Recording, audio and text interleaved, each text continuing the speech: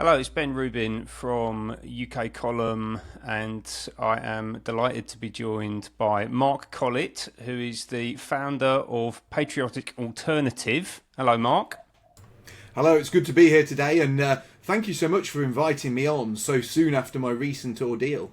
Yeah, absolutely. Yes. Well, we'll get into the ordeal because it's fascinating what's happened to you. You've had an issue at the border getting into Europe over the weekend, and we're going to talk about that a bit more as we get into this. First of all, could you just tell us a little bit about Patriotic Alternative, like what the organisation is and what you do? Yeah, Patriotic Alternative is a community based group, and we engage in community building, we engage in advocacy and activism, and we stand up for the rights and well being of indigenous Brits, so white Britons. We believe that white Britons should remain a supermajority within our ancestral homeland, the British Isles, and we campaign against things like two-tier justice and against anti-white racism and the kind of discrimination which white Britons now face, because we believe that white Britons aren't just going to be second-class citizens, but we will be reduced to a hated minority in our ancestral homeland thanks to mass immigration and multiculturalism, which the British public never voted for. Okay. And this is a common theme that we're hearing about at the moment. There are lots of organisations that are in this space. Like, are you organising politically, but are you promoting other types of activity? We promote peaceful democratic protest and advocacy. So one of our big things that we don't stand as a political party. We don't believe that the political route is fair. We believe it's rigged. And we also believe that at the moment there's only really space for the Reform Party. They're kind of the 600-pound gorilla in the room that dominates that space. But there is space to advocate for us as an ethnic group. So things we do is we raise money for political prisoners. Many people were improperly imprisoned, coerced into entering guilty pleas after the protests that followed the horrific massacre in Southport last year. And so far we've raised £22,000 for political prisoners, and we give that as payments to families who are in need because the father or the major breadwinner, or sometimes the mother, is not in the house because they have been victims of this two-tier justice. We also help with political prisoners in terms of writing to them. We help in any way we can when they're released to help them come back into society. And we do lots of other things. Banner drops, protests. We've got a protest coming up in Newark next Saturday against the Beckingham migrant camp. We've been successful in getting a number of these migrant camps closed down. And on top of that, we're building a positive community for people of European descent. So we held a camp at the beginning of July with 200 people there, mainly families. We hold conferences, and we do a lot of work to bring people together, because we find that a lot of people who hold what could be described as dissident views feel they have nowhere to express those views. So we create spaces where people can come, they can meet, they can express their views, and they don't have to be involved in the more political activity. They can just come and be involved in the social community building activity if they wish, and that opens it up to family events, helping with homeschooling and other kind of activities that fall outside of the traditional activities of a political party. Fantastic. And the homeschooling thing is interesting, right? Because one of the areas that is, so this idea of building parallel systems, basically, that are outside of centralized control, whether that's homeschooling or homesteading or living off grid, that kind of thing. Do you kind of get into that area as well? Yeah, we help people with homeschooling. We've got people who homeschool their children. We believe that's a very personal choice. So, people can judge, and obviously schools are different in different areas. There are still schools out there that are run very well by traditional head teachers, but there are schools that are absolutely terrible, where they push things such as drag queen story hour that are very multicultural, where the white kids are indoctrinated and treated very badly. So, we aid people who want to homeschool or homestead. We have lots of different little clubs within our group. So we have a growers club where we talk about things like growing your own produce, rearing animals. We have a cooking group where we talk about things that we cook, different diets people are on. It is very social, and it helps people not just to meet others who might have the same beliefs when it comes to immigration or multiculturalism, but it helps people to form friends and build bonds on other issues where there is synergy, where they agree. And this kind of movement is popping up all over the place, right? Because there are people doing this in the US. I forget the name. Is it the Return to the Land movement? I think that's what they Well, call they're a this. little different to us because they're Yeah. actually buying land and setting Right. up a town for white Americans. We haven't got that far yet, but that is something we endorse. So we endorse the Woodlander Association. A lot of our members and supporters are also members and supporters of the Woodlander Association. They're not buying land specifically to live on, but to congregate on and hold events on. And we believe that if you look around Western countries, especially here in the UK, every time you see what is called an ethnic minority, whether that's blacks, Jews, Hindus, Muslims, they cluster in an area. They buy land, they buy buildings, they create community centres, and they create communities for their ethnic group, and then they control local governance via clustering in their own area. So it's not that they really have to stand as politicians, they just take over local institutions. But when white people try to do that, we're demonised. And I think there are lots of white Brits who want to be around their own, who want to peacefully separate themselves, want to live amongst their own people, celebrate their culture, school their children together, and we wish to facilitate that. And I don't believe there's anything violent or anything nefarious about that. I believe that's just a natural in-group preference that most people have, regardless of race or ethnic background. Absolutely. And the so the events of this weekend then, because we talked about the US, this is also happening in Europe as well, and I believe that you were on your way to an event in Sweden to talk about some of these issues. Can you tell us about where you were going to and what happened? Yeah, I was heading to Sweden to a event run by a group called the Free Sweden Movement. Now, the Free Sweden Movement holds a community-based weekend where people go to socialise. There are physical events like a strongman competition, there's cooking, there's burgers, there's socialising, and there's also a few small speeches. And I was heading there this weekend to basically attend this event, to attend this social gathering. And I was also asked to make a short speech, about 30 minutes long, and I was attending a meal the night before. I was seeing people there that I've met on my travels around Europe, because I've been to Europe many times, visited many European countries.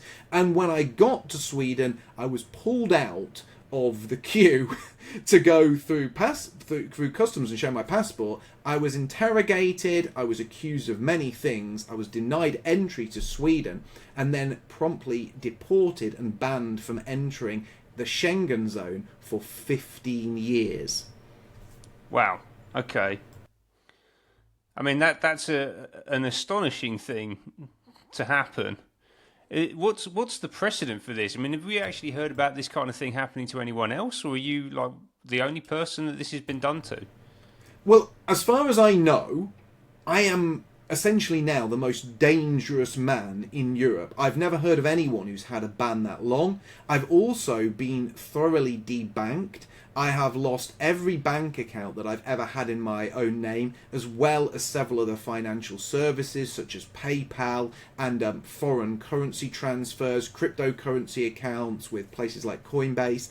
I've also been deplatformed from every major platform: Facebook, Instagram, YouTube, X.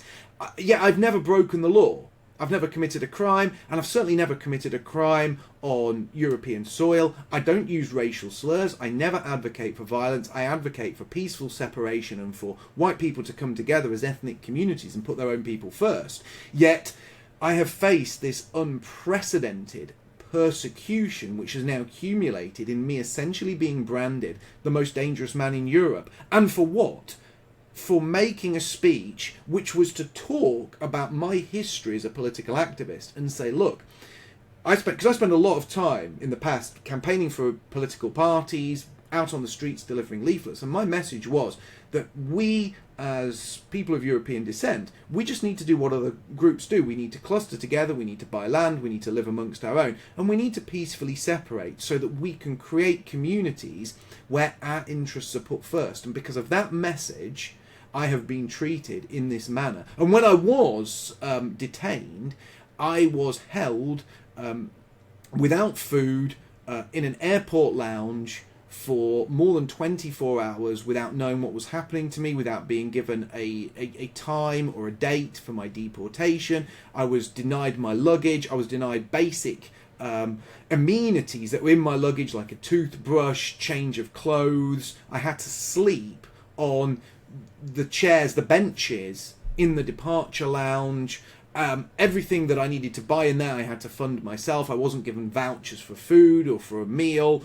I was denied a bed. I was denied any form of legal representation. I was never offered a solicitor or a lawyer. Essentially, I was treated as if I was a terrorist, and I was certainly treated worse than illegal migrants. Criminal illegal migrants come to places like Britain, Sweden, Germany, France. They are treated far better than I was. Right, and were you arrested, or was it just the case that you got to where you show your passport and they just said no, and then I wasn't arrested. I was in the queue to go through customs where I showed my passport. I was pulled out. I was asked what I was doing. Right. I was taken in. I was interrogated. An interpreter was provided via phone. I was then put in a holding area.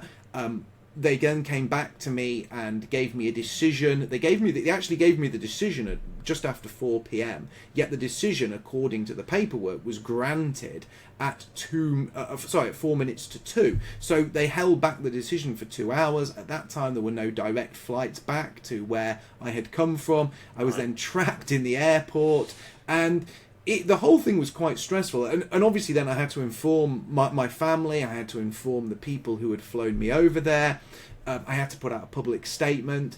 And the whole thing was, it was thoroughly unpleasant.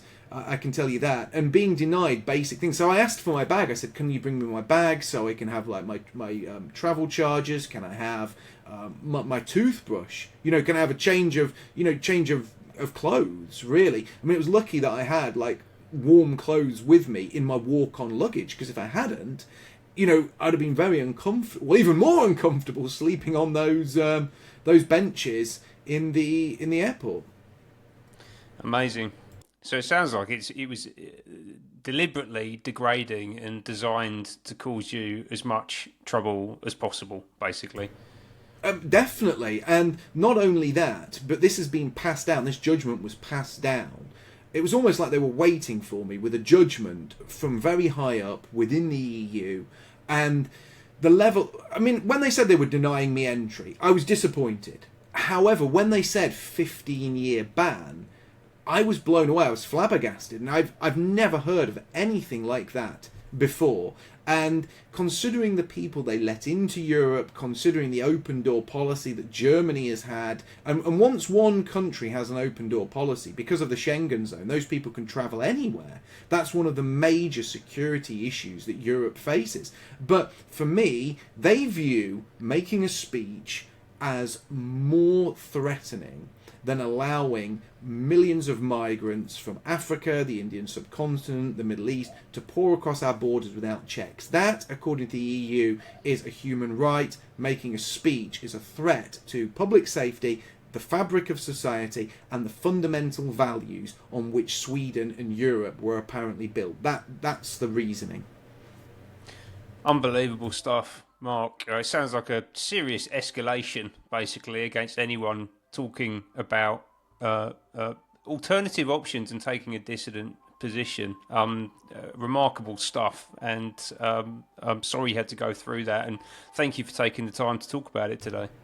Well, thank you for having me on. UK Column does absolutely fantastic work. You were really, really brilliant during the lockdown, where you pushed back against the horrible COVID jabs, which caused and are still causing so much suffering, and you pushed back against the lockdowns, which I think people need to remember. More children died because of the lockdown than died because of COVID-19. The government were instituting policies that literally killed children, and there were so few voices out there pushing back against that. So I want to thank you and everyone at UK Column for the excellent work you did. Oh, thank you very much. Where can people follow what you do? Where should we send them to? You can find me on Rumble. I'll send you all my links after this, but you can find me on Rumble and Odyssey for my video content. I was a very popular YouTuber. I had videos with over 1 million views on them. I was deplatformed there, but you can still find all my regular shows on Rumble and Odyssey, and you can follow me for updates on Telegram. Fantastic. Good stuff. Well, Mark Collett, thank you for taking the time, and we'll keep people up to date with the story as it develops. Thank you so much.